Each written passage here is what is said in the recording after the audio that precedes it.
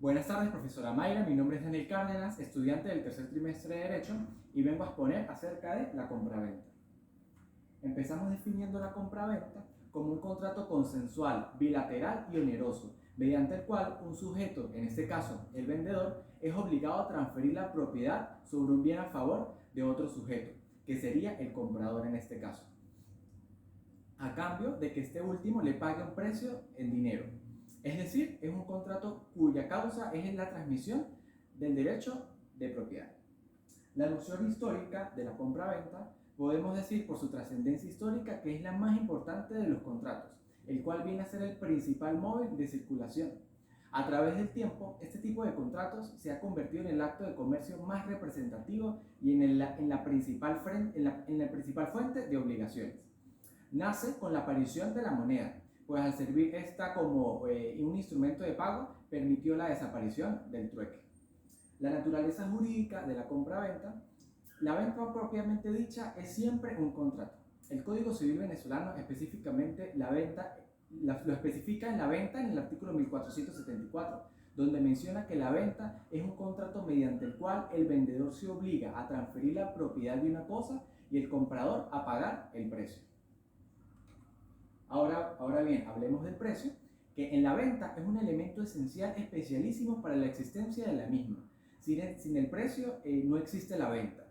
El precio debe tener por objeto el pago de una suma de dinero, es decir, el capital pagadero en forma pura y simple, o término de un pago total o diferido. Los requisitos: debe ser determinado, debe ser real, debe ser serio, es decir, sincero, y puede ser finado por elementos de determinación posterior. Y también importante, el precio debe ser el curso del día.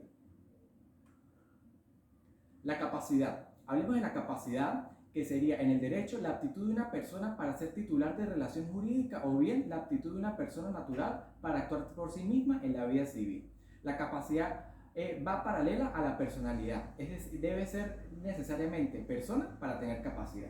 Ahora bien, la capacidad para celebrar contratos, que sería la capacidad contractual, se refiere a la posibilidad de que un sujeto pueda celebrar un contrato en cualquiera de sus posiciones subjetivas, que a través de su voluntad genere efectos jurídicos que recaigan directamente sobre su patrimonio.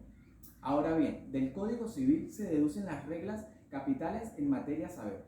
El artículo 1143, el cual señala que se pueden contratar todas las personas que estuvieran declaradas incapaces, y el artículo 1144, el cual menciona que son incapaces para contratar en los casos expresados por la ley, que serían los menores, los entredichos y los inhabilitados. Ellos no pueden contratar. Las obligaciones del vendedor. El artículo 1480 del Código Civil 1486, menciona las principales obligaciones del vendedor, que son la tradición y el saneamiento de la cosa vendida. Empezamos con la tradición de la cosa, que sería poner en posesión del comprador de la cosa que ha comprado. Los modos de hacer la tradición. Puede ser tradición de inmuebles, el cual el artículo 1488 menciona que el vendedor cumple con la obligación de hacer la tradición de los inmuebles con el otorgamiento del instrumento de propiedad. El vendedor, además de otorgar el instrumento de propiedad, normalmente está obligado a mucho más para dejar cumplida su obligación de hacer la tradición. En todo caso, el vendedor debe otorgar una escritura susceptible de ser registrada por el comprador, que es el que no otorga directamente el documento, que es el que nos otorga directamente el documento público registrado. La tradición, modos de hacer la tradición de muebles, el cual sería el artículo 1849, señala que la tradición de muebles se hace por la entrega real de ellos. Y el modo de hacer la tradición de las cosas incorporales, el cual entre los incorporales puede citarse la fijación de sellos o marcas y la tradición documental. Se le entrega, la entrega de documentos permite obtener la posesión de dichos bienes, de los bienes corporales. Y está tipificado en el artículo 1490, que se verifica la entrega de títulos por el uso del comprador con consentimiento del vendedor. El momento de la tradición. La tradición debe efectuarse en el momento convenido por el contrato y en el silencio de este, de inmediato, pero debe considerarse lo siguiente. El vendedor que no ha acordado plazo para el pago no está obligado a entregar la cosa si el comprador no paga el precio. Y también el vendedor tampoco está obligado a hacer la entrega aun cuando haya acordado plazo para el pago del precio. Si después de la venta el comprador se hace insolvente o cae en el estado de quiebra, de suerte del vendedor se encuentra en peligro inminente de perder el precio a menos que se dé la caución de pagar el plazo convenido. Esto todo está tipificado en el artículo 1493 del Código Civil. Gastos de la tradición. Los gastos de la tradición son de cuenta del vendedor, salvo los de escritura y demás accesorios de la venta, que son del cargo del comprador.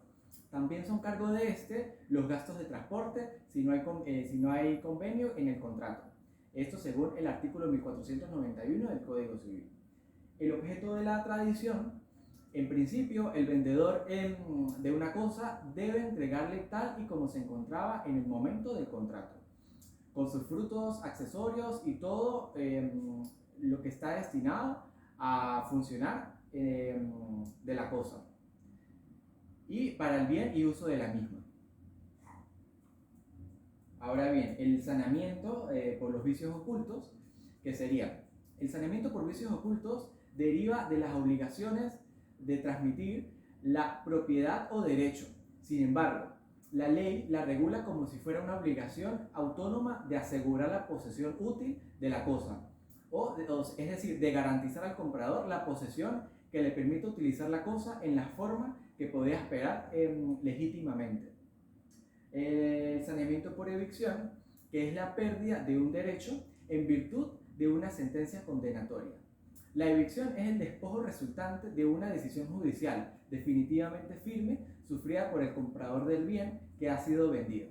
Se tiene derecho al saneamiento por evicción cuando el comprador no puede conservar el bien o derecho que le ha sido vendido, en virtud de que el título le fue transmitido, siendo pues la obligación a cargo del vendedor de indemnizarlo por daños y perjuicios sufridos con posterioridad a la compra realizada. Ahora hablamos de la garantía convencional. Empezamos definiendo las garantías como contratos que nos conllevan o presuponen un deber de hacer del cumplimiento, dándole al acreedor un derecho, es decir, una pretensión a la prestación debida por el deudor. Por lo tanto, las garantías convencionales son aquellas que se establecen por la autonomía de la voluntad de los particulares. Su fuente es una manifestación de la voluntad de las partes. Pasamos a las obligaciones del comprador y decimos que la única obligación del comprador es la de pagar el precio del bien adquirido. Así lo establece el artículo 1527 del Código Civil venezolano.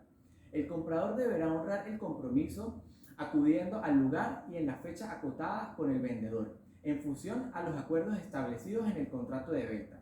En los casos de que ese lugar no esté estipulado en el contrato, entonces el comprador cancelará en el lugar donde se llevará a cabo la tradición. En algunas ocasiones, el comprador acuerda con el vendedor que el pago no se realizará en el lugar donde se llevará a cabo la transferencia del bien, por lo que de acuerdo a las disposiciones del Código Civil en el artículo 1528, en su aparte único, nos dice que el pago deberá efectuarse en la casa del comprador. Nos podemos hacer estas preguntas que dicen, ¿tiene el comprador la obligación de pagar intereses? Procederá el pago de intereses por parte del comprador solo en los casos en que haya sido estipulado en el contrato de la venta, donde debe señalarse las tasas de interés y a partir de cuándo comienzan a cobrarse dichos intereses. En el caso de que no aparezca estipulado a partir de cuándo, entonces empezará desde el día que se perfeccione la venta, es decir, al momento de que se concrete la misma. ¿Y puede el comprador suspender el pago del bien comprado? Sí, el comprador puede suspender el pago siempre y cuando el vendedor le esté causando alguna perturbación, bien sea porque no está garantizado, como es su obligación de garantizar la posesión pacífica y útil de la cosa vendida. Esto según los artículos del Código Civil 1486 y 1503. Esta fue toda mi exposición. Espero haber cumplido con los requerimientos exigidos en la materia.